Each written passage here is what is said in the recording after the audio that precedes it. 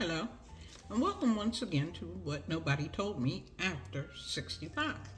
Well, it's your lady on the go, lady in the know, Miss Info. You have reached the Information Nation, where knowledge is shared and wisdom exchanged for the betterment of a people. Let's get started. Today, I want to talk to you about mega churches. Mega churches. In the U.S., in order to be considered a mega church, you have to have over 2,000 attendees. 2,000 attendees, and you are considered a mega church.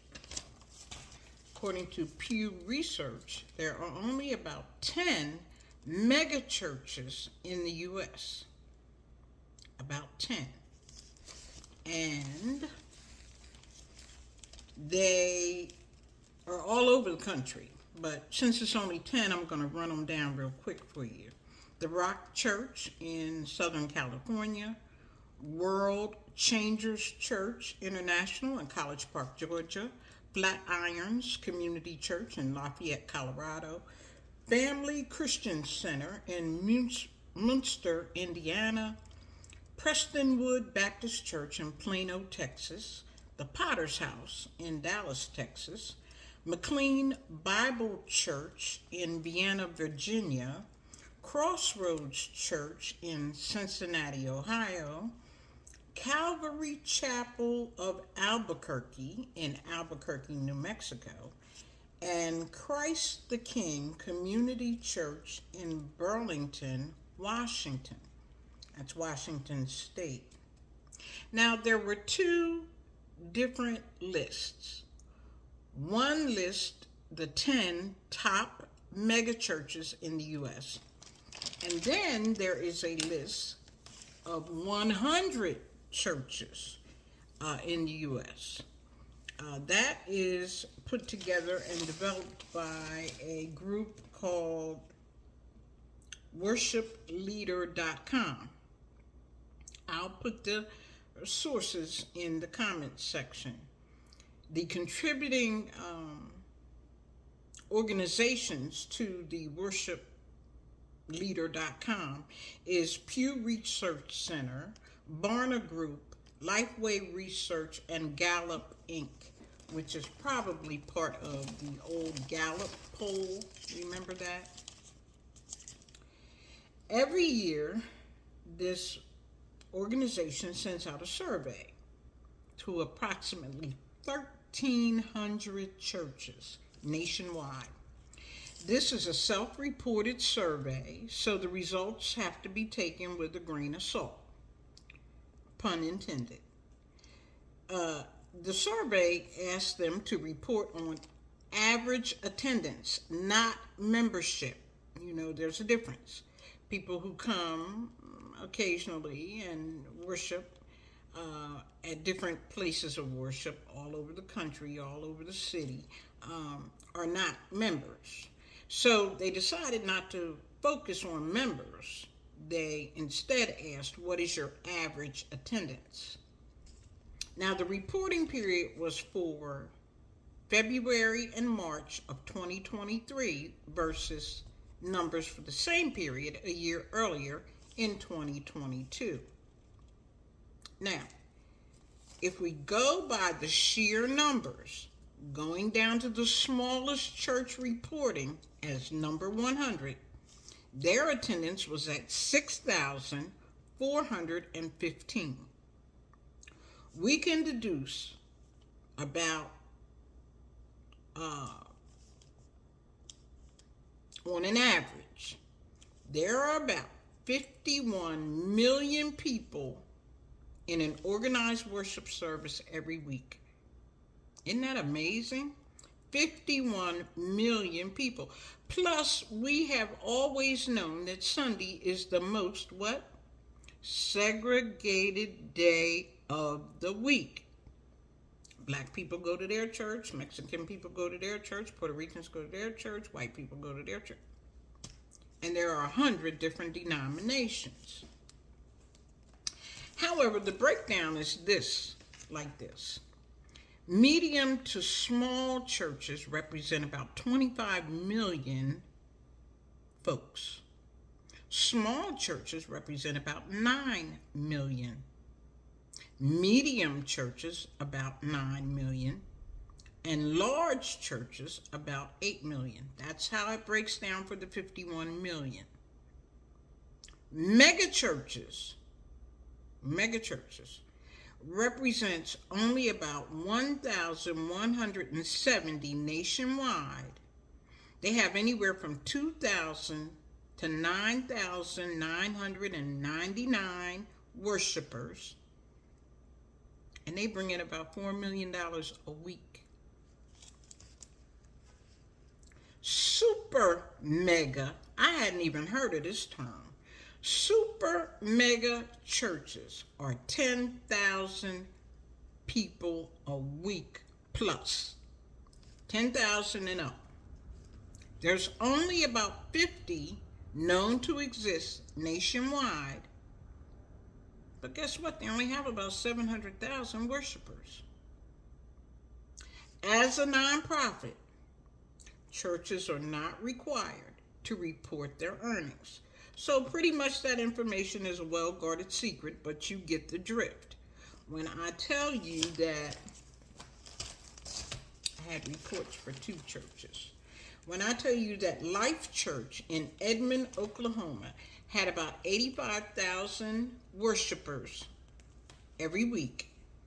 And in 2018, they reported earnings of $143.4 million.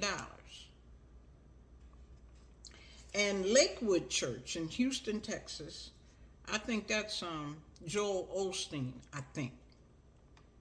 In 2017, they reported $78.7 million. Now, that represents, what do they have? Tithes and offerings, product sales, and media ministries. Yeah. It's not just tithes and offering. You know, they're selling books. The pastor's writing books. They're selling t-shirts, mugs. You know, you want to rep your church. It's become a business. Yeah, a rather lucrative business. So, if these 51 million people are in an organized worship service every week, that's on Sunday. All these people who are in church on Sunday, Saturday night is the biggest night for crime, representing the 4 B's. They're in the bars, boozing with the broads, and playing with bullets. Because most of the crime that happens on Saturday night involves alcohol, some woman, some gunplay. Pretty much that's what they're reporting.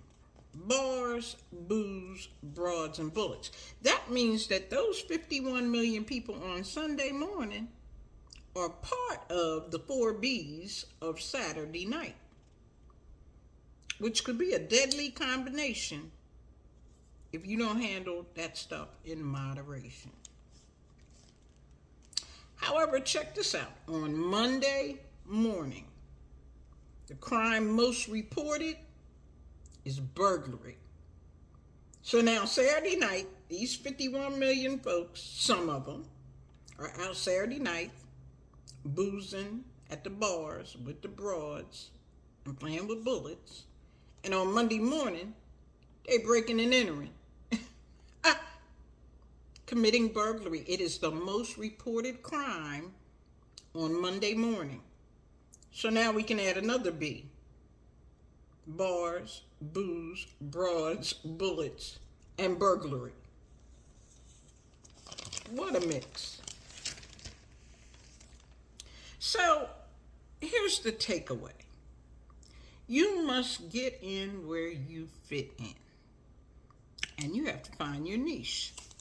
You know, your little corner of the globe, your little part of the world. If you're in a mega church, that's pretty hard to do. But if you're a singer, join the choir.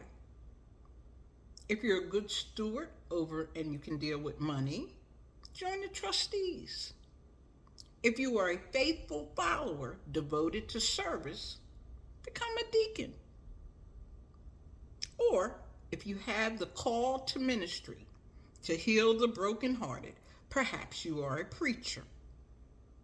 At any rate, in a mega church, it can't be all things to all people. No. Recently, I joined a rather large church here in Myrtle Beach, and after completing the new members classes, I still felt unfulfilled. I didn't have any work to do, no work for my hands. The pastor was young and finding his way, and the need was overwhelming for his time and energy. So I left. And I joined a smaller congregation, one where I felt better suited. My need to serve can be used. I haven't done anything yet. I've only been there 3 weeks. And I'm happy. But it's a personal decision. I attended a mega church once in New Jersey. The deacons had visible guns. You could see them on their side. I think New Jersey is open carry. And the armor bearers looked like the mafia. You couldn't take any pictures. I had my camera out because I was with a friend and I was going to take a picture of her. And the usher came over and, you can't take no picture. I said, I didn't see any signs. Big as this church is, it's in the bulletin. I said, I didn't get a bulletin. Made me feel bad. And the offering was the biggest part of the service. Not to mention when the pastor came out, he was more like a celebrity. Definitely not my cup of tea. We often hear the pastor taking the money. He lives in $1 million home and drives a Mercedes. Well, my former pastor lived in $1 million home in a mega $1 million neighborhood, and he always drove a Mercedes, even before becoming the pastor. But he was the most humble servant you could ever meet. He baptized all my children and their friends, and he remembered, for the most part, everybody's name. He always had time for a kind word or to pray for you.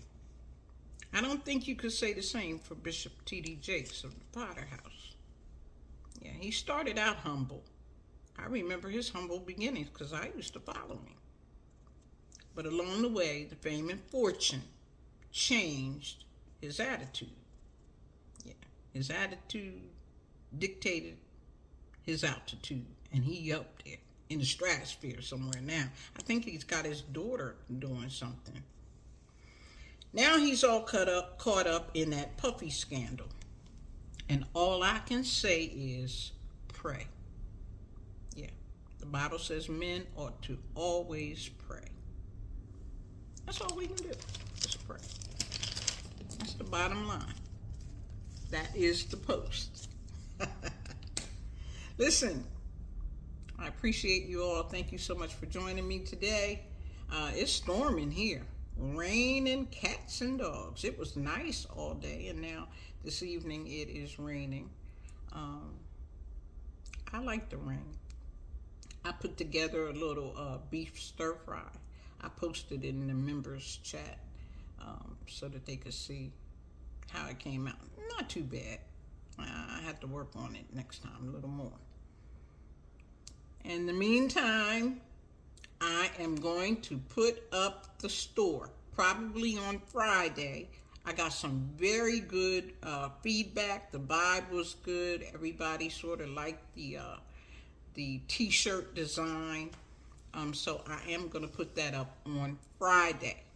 because I'm still getting it together how you click on it and how you link. And it is a drop ship, so I'm not involved.